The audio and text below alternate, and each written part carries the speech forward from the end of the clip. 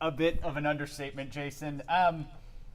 A win is a win, as they say, but underscoring this victory, seemingly a lot of Texans issues. Would you agree? Oh, yeah. In fact, before this game, I had texted somebody and I said, listen, you look at this game and penalties,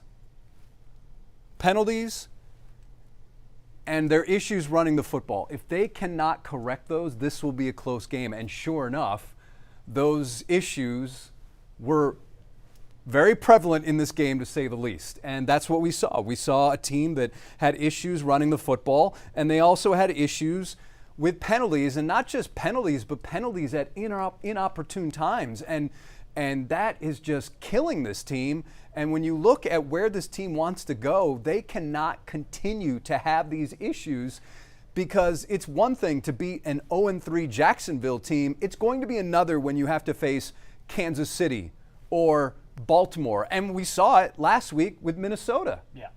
Yeah. Jacksonville had the opportunity to put that game away a number of times in the third and fourth quarter, and they didn't do it. Give the Texans credit. They came up with some big defensive plays. They were certainly clutch in some of those moments. I'm thinking specifically about that 4th and goal situation that they were able to stop the Jaguars. But then again, on the drive coming back, couple quick completions. It looks like they're, in the fast lane to score, and then more penalties. So they keep running into the same issues. Demeco Ryans said last week, this is something we've addressed. You would hope that some of that would be fixed. It doesn't appear that it was fixed. Now, looking at the stat sheet here, the team averaged almost 4 yards a carry, which isn't terrible. Right. At 3.9, given what we've seen from this team when Joe Mixon's not out there, 3.9 yards a carry is not terrible. It's not. It's not. Now, they also allowed almost 7 yards a rush, and that is problematic, to say the least. Time of possession, the Texans, again, winning the battle of time of possession. But these penalties, 12 penalties for 93 yards. 12 penalties for 93 yards. And now you're talking, what, 12, 11, and 12 in the last 3 games? You're in the 30s when it comes to 35 penalties through 4 games.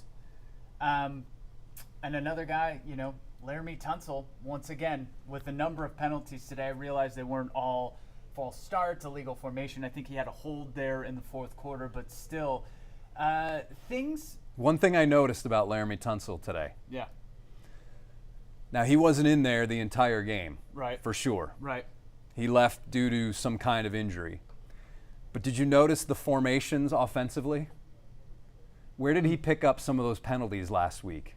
He was a little bit off the line of scrimmage. A little bit off the line. He was right along that entire offensive line. I looked, and I don't have the numbers in front of me, how many plays, but basically that entire time that he was in there to start the game, they were traditional, right up against the line of scrimmage. No tackles, were playing a little bit back. Right. And when you look at things that we need to address, that's what Demeco said, the pre-snap stuff. Well, I think that's how they addressed one of them. And then he got beat a couple times today, and I guess you could see the reason for that hold. That makes sense. It makes sense. And penalties. I know the fans at NRG were not excited about some of the calls. Had some boos. But to quote, and I'm saying from the perspective that maybe the Jaguars were getting calls that the Texans weren't. Mm-hmm. There's a book out there, and I think it's by Pat Kerwin from NFL Radio, that basically when you sum up, and I think I have the quote correct, and I think I have where it comes from correct, is that when it comes to officiating and penalties, officials will tell you, we are fishing for sharks, not minnows. Mm-hmm. And every single play has some sort of possible penalty, but they're going to go, most of the time, for the most egregious ones. Right. And that is something that this is not going to be able to sustain itself moving forward. It will not be. And Demeco Ryans has just gotten to the podium. Let's take a listen. Last night in our team meeting just about like whatever it takes, whoever it takes, and however long it takes, let's just find a way to finish this first month of the season 3-1. So very proud of our guys for finishing the right way. As we know, a lot of things to clean up for us with the penalties. It's like we're trying to break the record for most penalties in the league, which we got to clean up. This is our third straight game of over 10 penalties. It's just, not good enough. And we have to find the guys who want to do it right all the time and play clean football there. But very proud of the effort from all of our guys. CJ, he let us down when we needed to. Dare stepping up big time for us, and Nico. And he's been lights out this entire year. To start the season, being the NFL's leading receiver, he just shows up every single time we need a play. Nico is making a play. So I'm so thankful and happy for him that he's on our team. You guys obviously didn't play as well as you would have liked, but you guys were able to get the win. What does that say about you guys' demeanor, mental toughness? What does it say about you guys overall? The goal for us every week is to win. There's no such thing as an ugly win to me. You finish with the win because, as we know, in this league, wins are hard to come by. It doesn't matter who you play. So, man, I'm just proud to get a win. And it doesn't matter to me how we win them, just finish with the win. Coach, you mentioned about effort. Some of the penalties are effort penalties, and then there are some things that's just mind penalties. When do you start to making the differentiation? Because, some of these things today, it's a continuation for the last 3 weeks. Why do you start making from effort and then just mental mistakes that you continue to make? Yeah, the penalties that bug me the most and we have to get off of our tape and off of our team is the mental penalties. That's the ones I can't stand and I can't go for it. We have to play smart. If we want to be a good football team, you have to play the game smart. And we talk about, we look at other teams around the league and we have meetings on these things, and guys just have to own up to it and be man enough to stand up and just play the game the right way. A lot of them just bonehead penalties that are, it's uncalled for, right? You don't need those. They're not helping us at all. When we had positive things that happen to us, and we're going backwards. We're in field goal range, and we go backwards because of our own mistakes. So, again, seem like I'm a broken record every time I stand up here. The Texans have to get out of the Texans' way for us to be a good team. Demeco, you mentioned a little bit about Nico in your opening statement. Why do you think the connection between him and C.J. Stroud has been so strong as it has been? I know you don't like this answer, but it's simple. Nico is open. So that's why the connection is strong. And Nico he's open, but he's also, he's so competitive at the catch point. He's strong, he's physical, fast, big receiver. That's a easy target for CJ. And Nico has showed up every time we needed him.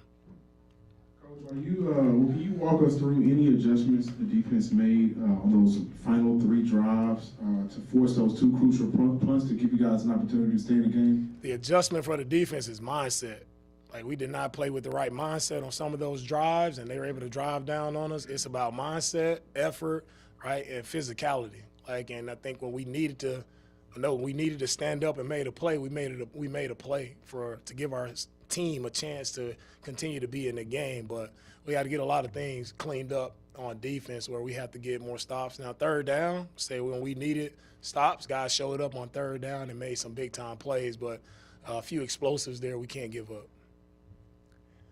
Nico, you mentioned Dare when you started. Can you talk more about what he did today and really how that kind of made a difference in the game? Yeah, Dare, definitely he got the game ball, one of the game balls today because, what a special play there when we needed a play the most to see him catch that pass and take off to get us on the plus side of the field. That was huge, right? It was huge. And Dare's, again, everybody knows the touchdown he caught, but Dare's a guy who's doing it the right way, a guy that we can count on. And that's the guys I want out there, guys who we can count on, we can trust, and they're dependable.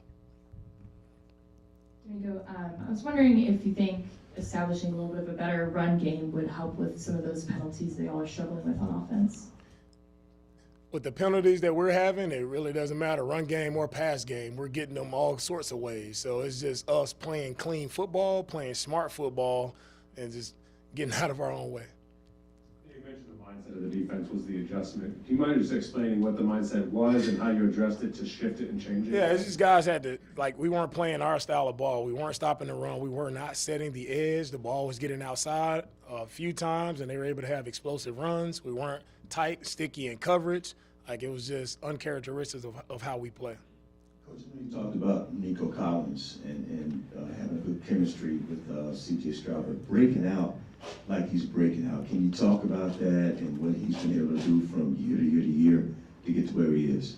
And since I first got here, Nico has definitely improved, and he's put the work in. That's the thing that people don't see. I wish everybody could come and see how he works throughout the week. So it's no surprise to me with what Nico has done, because you watch him work throughout the week. He's one of our hardest workers on our team, shows up every single day ready to work, and he's doing it in practice, and it shows up in the game.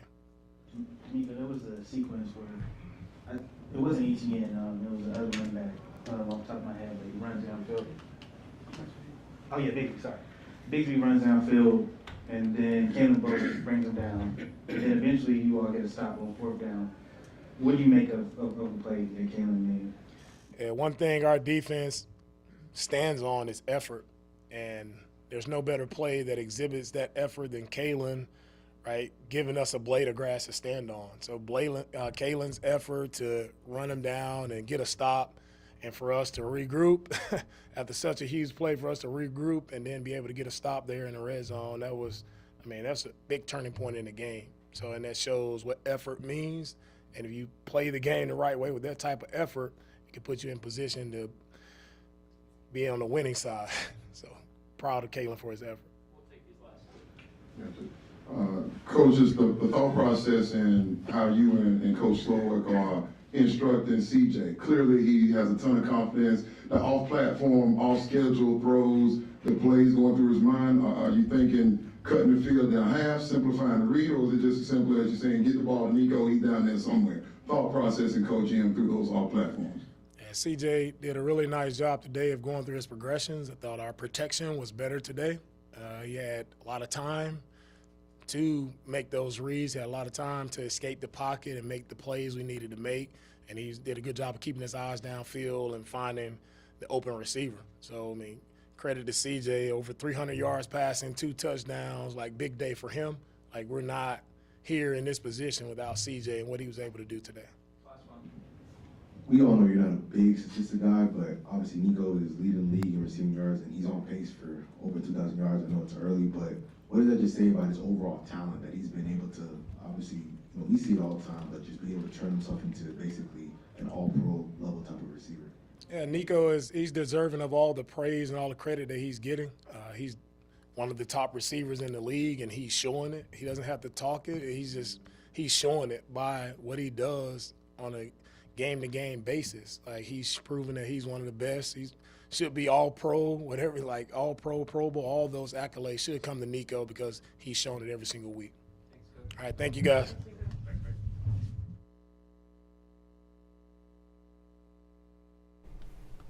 All right, so that was Demeco Ryans at the podium after the Texans' 24-20 win over the Jaguars. They improved to 3-1 on the season. Jason, give me some of your takeaways from what Demeco said. Well, certainly a lot of flowers for Nico Collins, and much deserved when you look at the type of game he's had and certainly the season he's had thus far. And also, I thought it was interesting, but not surprising, Dare Ogunbowale getting one of the game balls. You always like to see your glue guys get recognition, and that's what guys like Dare Ogunbowale are. And then the biggest thing is the penalties. And Demeco is now saying this for a second week. We have to, the Texans have to get out of the Texans' way, which is a derivative of Texans need to help Texans, not Texans helping. Last week it was Vikings. And he understands, he knows what's up. As a former player, he knows what it's like, and this is not sustainable. That's it. Plain and simple, this is not sustainable. And the good thing is, it's only week 4. This is game number 4. These things can be corrected. You certainly want these issues early in the season instead of later in the season, but I can only imagine. Wouldn't you love to be a fly on the wall inside that coach's office when Demeco's talking to the coordinators, especially Bobby Slowick, about what's going on with these penalties? And again, we mentioned earlier before Demeco came to the mic, it appears, I'm not a coach, I don't play one on TV, but it appears one of the remedies or one of the solutions they had was to put their tackles, Laramie Tunsil, back closer to the line of scrimmage. Yeah. They weren't off the line of scrimmage where they had a lot of those pre-snap penalties during the Vikings game. Yeah, and I wonder what they messed with snap count this week. Maybe, yeah. You know, they were better on the false starts today. That wasn't the thing that necessarily killed them or, you know, shot themselves in the foot today. But, you know, I liked when he called them bonehead penalties because That's what they are. they are. They're just things that you don't need. Yeah, you will never upset or fault guys. You will never be upset or fault guys for, I don't want to say aggressive penalties. But trying to make plays. Make plays, right? I mean, but or even something where you hold because you know that your quarterback's going to get killed, like those kinds of things. But penalties in situations that just kill drives or push you back on key situations, those are boneheaded plays. And I know Demeco didn't say this, but sometimes, not all the time, and I'm not saying it applies to every single situation in this game, sometimes they're selfish too. They're selfish. Like, you've got to be smart. You have to be smart because, again, these games are typically decided by a dozen plays, half dozen to a dozen plays in an NFL game. And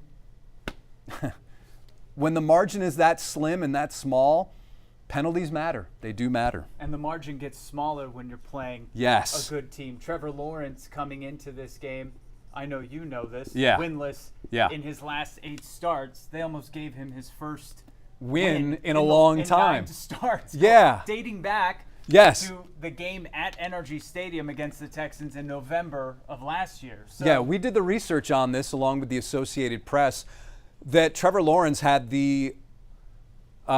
has one of the longest losing streaks by a quarterback selected number 1 overall. And this could be at any point during a number 1 overall pick's career. It doesn't have to be to start a career. Trevor Lawrence was at 8, now 9. There's only one other quarterback that's had 2 8-game or more losing streaks as a number 1 pick, and the other one was Jim Plunkett. Jim Plunkett had an 8-gamer and then had a 10-gamer. I think it was 76 and 77. Plunkett's 8-gamer was in 72. Other quarterbacks on that list, Jared Goff, Matthew Stafford, Jeff George.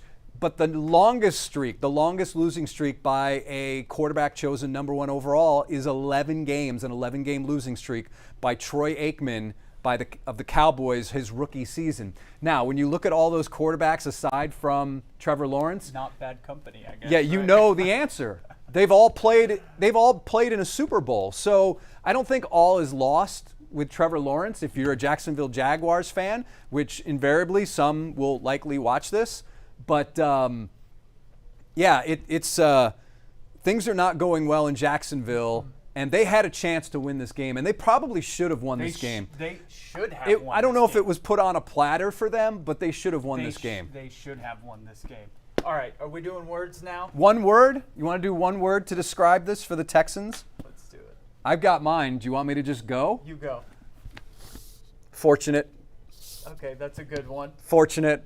This one came really easy to me, and when you look at all the issues, especially the penalties, how this team was down late in the fourth quarter, you're playing a team that had lost 8 games in a row, and you pull out a win the way they did, I'm at fortunate. Yeah, I would agree with you. Mine kind of goes along with yours. Don't pay. This is me. Yeah, those writing are down Demeco quotes at the top, but my word is phew. As in, the Texans should be relieved. Well, that'd be a good word too. Relieved.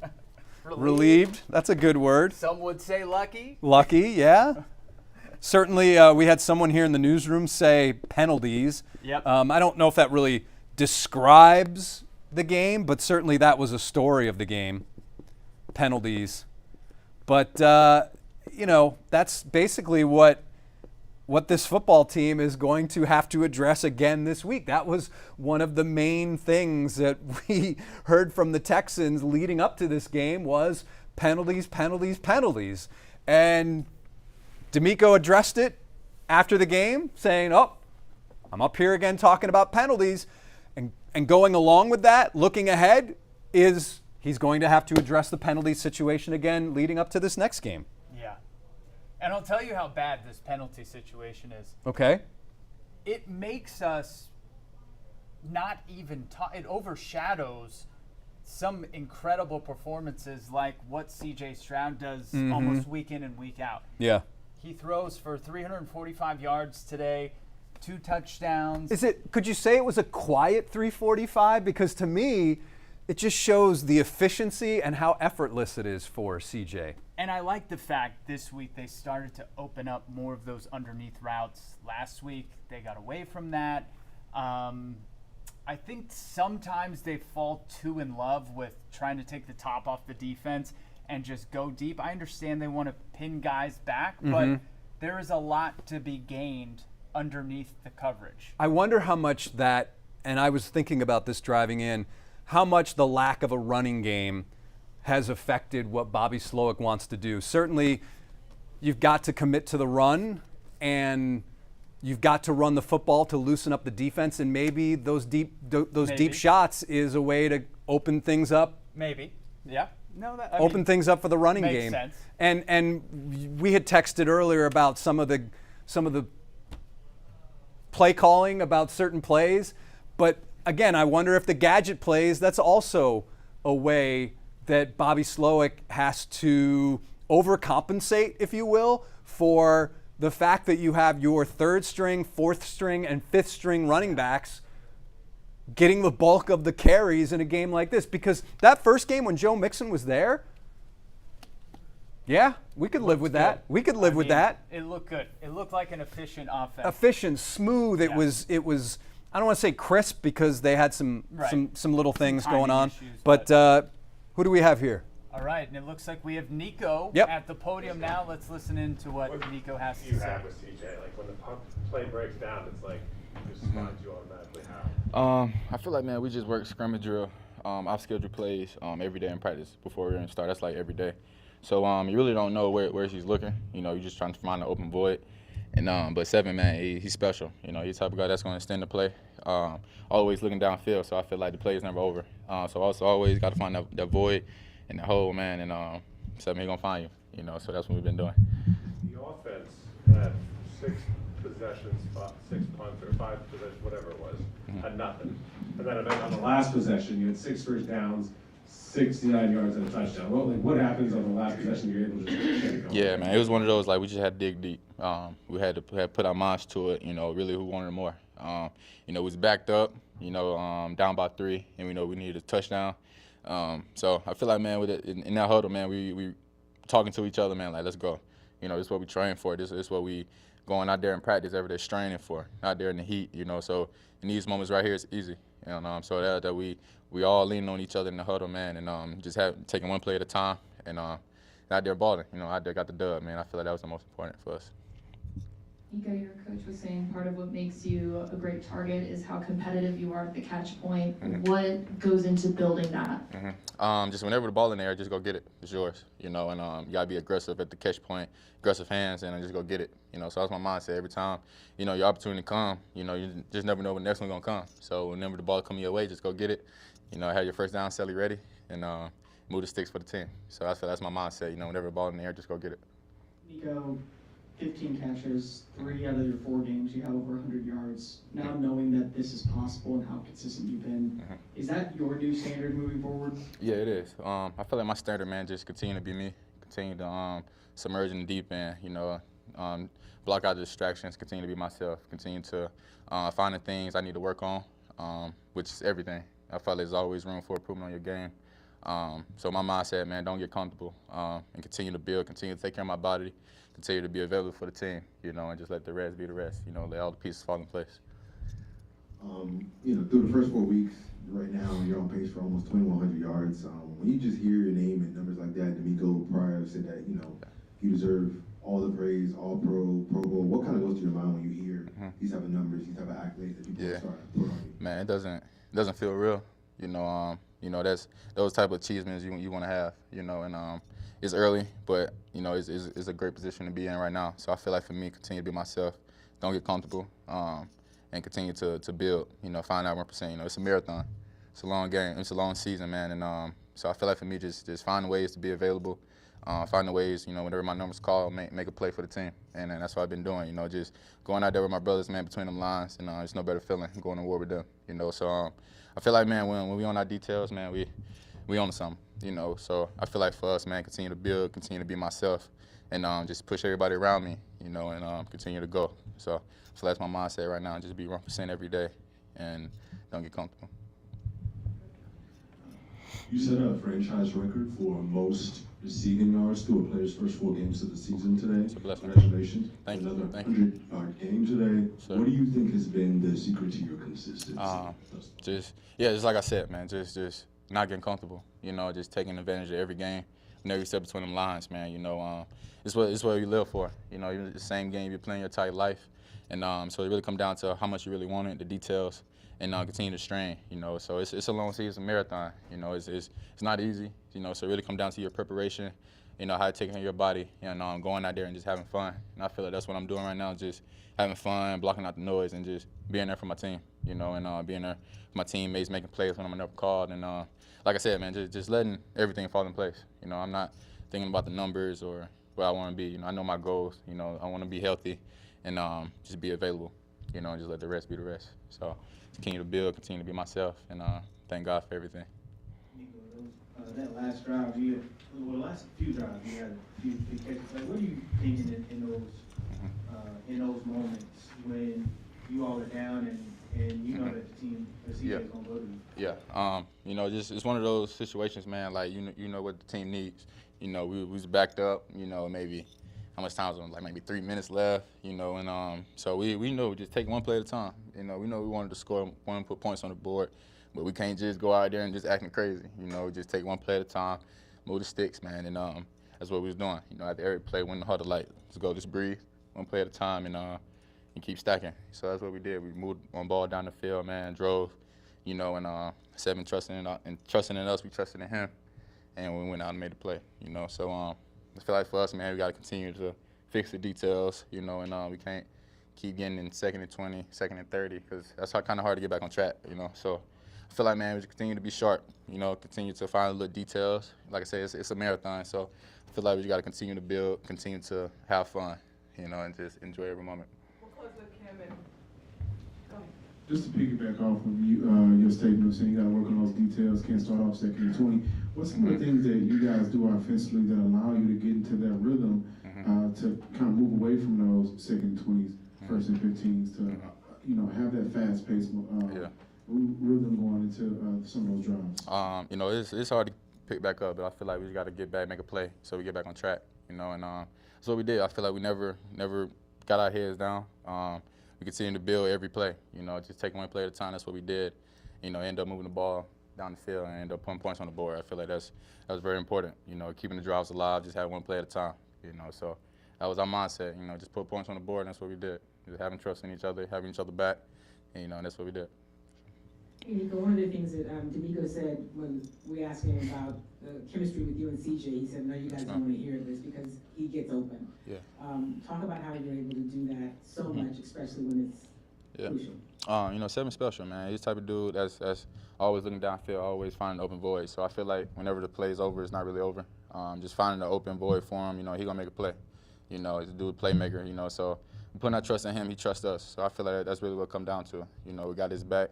And 100% of the way. So I feel like for us, continue to build, continue to work on the things we need to work on offensively, defensively, overall, so we can continue to build, continue to grow as a team. It's a marathon, so got to get ready for every week. Every week matters. So got this division at home, no better feeling. So we're getting ready for next week.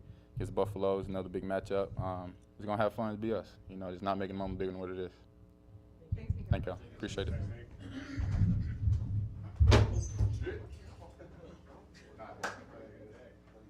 That was Nico Collins at the podium. He had 150 yards today. 151, right? 151. Yep. I'm sorry, you're right. 151 yards on 12 receptions and a touchdown.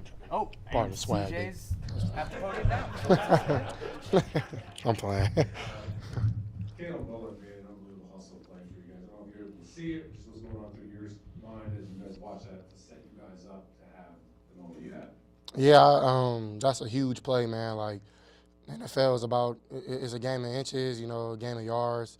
They come down to, you know, small details that we always talk about. And, you know, Demeco always talks about, man, just give us a blade of grass to stand up on. And, you know, I trust in our defense to come up big, and they did, man. So, you know, shout out to Kalen playing really well.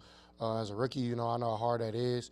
And so I'm really proud of him and, you know, being a West Coast kid, I know how hard and tough, you know, he is and how he works hard. So, man, I'm just super proud of him. And, you know, he got a lot of success on his way because, man, he's making a lot of plays. CJ, the final scoring drive that led to the winning touchdown, was there something different that you saw in that drive, or was it just that you were in the 2-minute offense mode? We honestly didn't even go in the 2-minute, but, you know, we were just clicking now. Like, I know you guys are going to ask me, but, you know, we got to stop moving backwards. And, I mean, every time we do that, we put ourselves in a hard position to be efficient. And I feel like whenever we are on the green side or we're doing well away from penalties, we're moving the ball against anybody, you know. So I definitely think that last drive, we just did a good job of staying in front of the sticks, taking what I seen and, you know, running when I needed to and whatnot. So, you know, I think we were just locked in. Defense gave us another shot, and that's all we needed, man. So, you know, just like they got our back, we got theirs.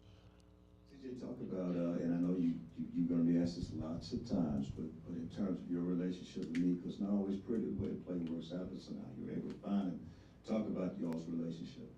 Man, it's you know, it's grown. You know, I always go back to, like, when I first met Nick, throwing on the field during OTAs, and I told him, man, like, you're a superstar, and, you know, I'm gonna make sure people know that. And I feel like ever since then, like, man, he's had a swag and a confidence, starting from, you know, last year, and it's just rolling it now. So, you know, he's been big for us. He's always somebody that I lean on, like, when I'm ever, you know, like, just looking down or whatever, he come up to me and he don't do too much. Like, he just be like, hey, Merrill, like, you good, you know who you are. And he always give me confidence just like I give it to him because, you know, he's just a heck of a player, man. I'm super proud of him. I was told that he was I think he was leading franchise in 4 games. Man, that's huge, bro, with all the great receivers we had. So come through this Texan organization, man, so I'm just, you know, I'm very, very happy to be a part of his journey. You talk a lot about the backyard plays that y'all made, and it seems like a lot of them are made to Nico. I guess how comfortable is it to have somebody, you know, when things go kind of crazy and you're looking and you know he's going to be open, any critical situation? Yeah, honestly, it's like I look for that for everybody, but, you know, it's just Nico is somebody he's quick on his feet, and, you know, it's kind of crazy because we worked on that from last year, just, you know, trying to get that down, or just that's where I feel like I could have elevated my game in a sense, was there, scrambling, looking down the field, and then really just as an offense, you know what I mean? So, you know, Nico is definitely at the forefront of that. He's eating off of, you know, scramble drill and whatnot, and, but I think a lot of the other guys are getting open too, and they'll be able to eat off that as well. CJ, when you look at the defense, second half, less than 200 yards allowed, 1 scoring drive, big stop at the 1-yard line. Just can you talk about their performance to get the offense second opportunities to be able to keep this thing close and eventually pull it? Man, they played their tails off. You know, it's not always perfect. It's not always, you know, how we draw it up, but that's the NFL. You know, those guys, the Jaguars are a heck of a team. I don't think that their record, you know, shows who they are. You know, they've had some, you know, some injuries and things like that, but, you know, they play really hard, and I feel like, you know, when it's a division opponent as well, it makes it a little harder, just because, you know, that means a lot for the playoff run and everything like that. But, you know, we got the stack of win. Me and Aziz were talking like, we got to play complementary football. You know, when the offense is down, the defense got to pick us up. When the defense down, offense got to pick it up. And, you know, and special teams got to blanket everything. So we got to play 3 phases of football, you know, at a high level, and we got to clean a lot of things up. But, you know, defense played really, really well today, I thought. Hey, CJ, can you talk about kind of what goes through your mind when, you know, you talk about you got to stop, you know, going backwards, but how you're able to stay so calm and focused? What are you thinking in those moments where you're like, you got to make a play? Can you take us through kind of your mindset? It's kind of funny. Like last night in chapel, our pastor, Pastor Von Juan, I forgot what church he's at, but it's from southeast of Houston, and he's talking about you got to go through the mud before you get to the miracle. And you know that resonated with me, not only just in ball, but just in life. Like it's not always perfect, but you know, like the mud makes you who you are, and I think the mud we have is self-inflicted mud.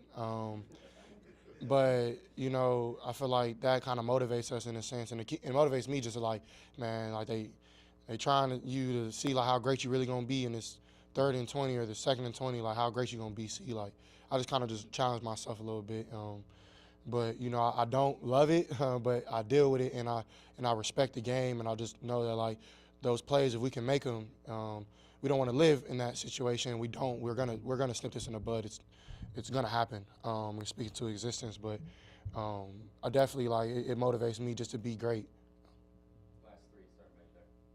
CJ, it seems like at times you guys are just able to turn it on, coming out of halftime, 2-3 and outs, but then that final drive, you guys are moving the ball kind of with ease, aside from the penalties that had you guys go backwards. At what point do you start to look at the offense and say, no, we can be so much better if we play with a faster tempo and be able to play our brand of football?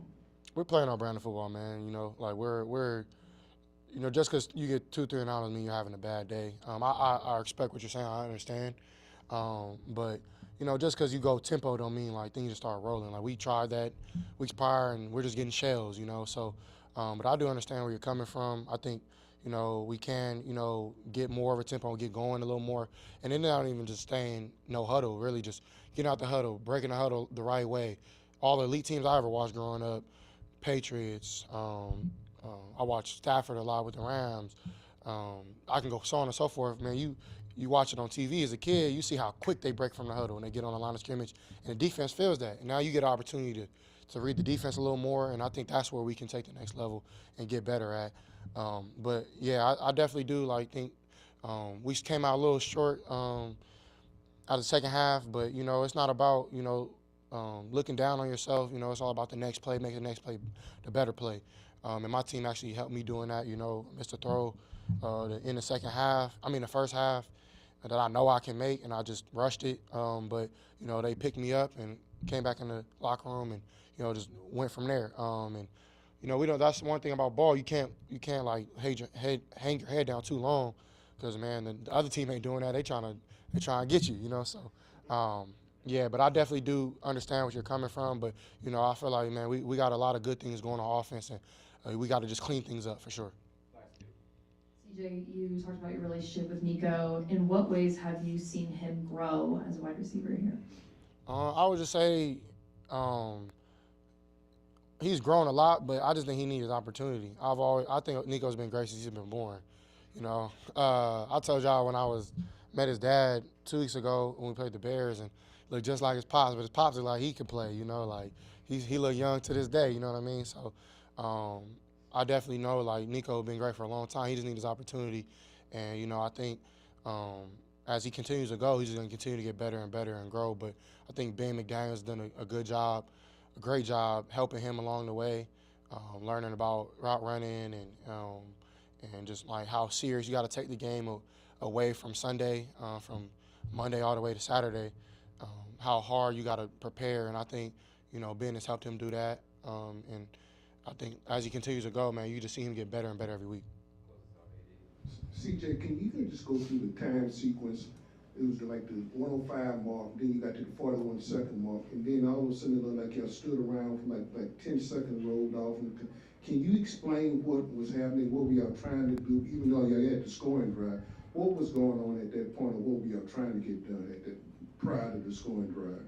Well, a lot of times, a lot of games come, like I think the first 2 weeks in the NFL was like 11 out of the however games came down from one scoring, and you know, if you can get the lead or tie it up, not give them an opportunity to go down and drive, that's the goal and the plan we want to do. But we also do want to stay aggressive, but just be smart. Time management, I thought Demeco and Bobby did a great job, and you know, we ended up scoring, which was great. And then you see we give them 16 seconds. Like, it's hard to operate. Now it's 70 yards down the field. to get a field goal or a touchdown. Like, so you just playing the time game, and we knew we had a field goal, and we would tie the game up and go to overtime, or we could score and not give them much time. Either way it went, you know what I mean? So I thought that was very smart on what we did there. All right, you guys.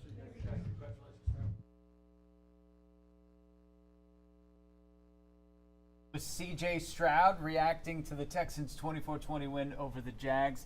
And Jason, we were talking a little bit about Nico while CJ was talking. Yeah. And, I mean, there's just some incredible marks that he's setting. Well, when you look at the number of yards per game coming into this game, and then you add 151 more, you're looking at a situation where, if my math is correct, he's sitting at, 480-something yards not 480 yards total for these first 4 weeks. That breaks down to 122. And at this rate, he would end up with more than 2,000 yards receiving. And let me remind people, the NFL record for most receiving yards in one season is 1964 by Calvin Johnson in 2012. So at this pace, if he keeps it up, he could go down in the record books. Now, yes, I know CJ mentioned how Nico's been great for a very long time, but listen, until CJ got here, Nico has become the receiver who the Texans thought he was when they drafted him and moved up to get him, because there were a lot of questions about Nico Collins before this coaching staff arrived, and of course CJ Stroud arrived. Yeah, I think what's cool about this year is that you are getting to see why they drafted him in that position when it comes to the tools, the size, the raw speed, all those things, and it seems like he's able to now use those tools. And we always talk about, oh, this guy is this quarterback's security blanket. Usually it's a tight end. No. Makes sense, usually. Usually, but in this case, listen, it's pretty clear that the security blanket for the Texans and C.J. Stroud is Nico Collins. And and Demeco said why. He gets open. That's right. If you're open, that's pretty secure. That's job one for a wide receiver.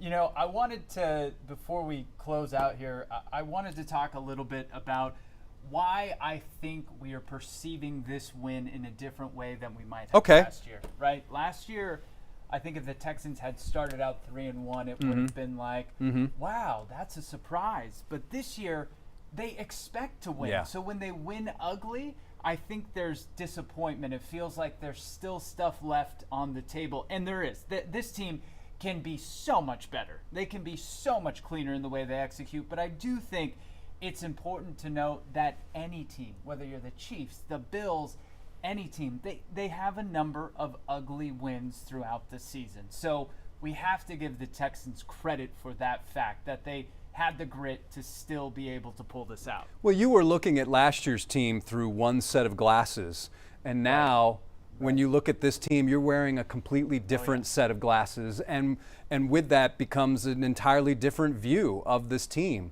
And the expectations much, much, much, much, much higher, and because of that, that's why people feel the way they do after some of these games. And I will go back to something that we talked about earlier. This is game 4. Come game 15 or 16, none of this is really going to matter if the Texans have 9, 10, 11 wins at whatever point in the season. It's not going to matter. In fact, you will point and you will look back at these games and say these were necessary to get where you needed to go. Right. And they filled in that win column. But I still think they were very fortunate. That's my word. Fortunate. And I'm still saying that they're 3-1 because next week they bring the Buffalo Bills into town, and that's a whole different test. And the Bills smashed the Jaguars. They smashed them on Monday Night Football. The Bills have one of the top quarterbacks in the league, a guy who really lives off being unpredictable. He can do so many different things. Now, he also can make some mistakes, and it will be very important for not just the secondary, but also the defensive line and the pressure to be there, because you need to force Josh Allen to make some mistakes for you to win. And obviously, the next thing you need to do, or even higher on that list, is limit the penalties. You have to Yep. limit the penalties. You're playing a good team. You cannot afford to continue to shoot yourselves in the foot. Well, I think that about wraps it up for this post-game live here on KHOU 11 Plus. Again, that game at noon on KHOU 11 next week. Please leave your comments on YouTube so that we can check them out, get to them, and respond to you guys. Alongside Jason Bristol, I'm Zach Tawatari. The Texans 3-1 after a 24-20 win over the Jaguars.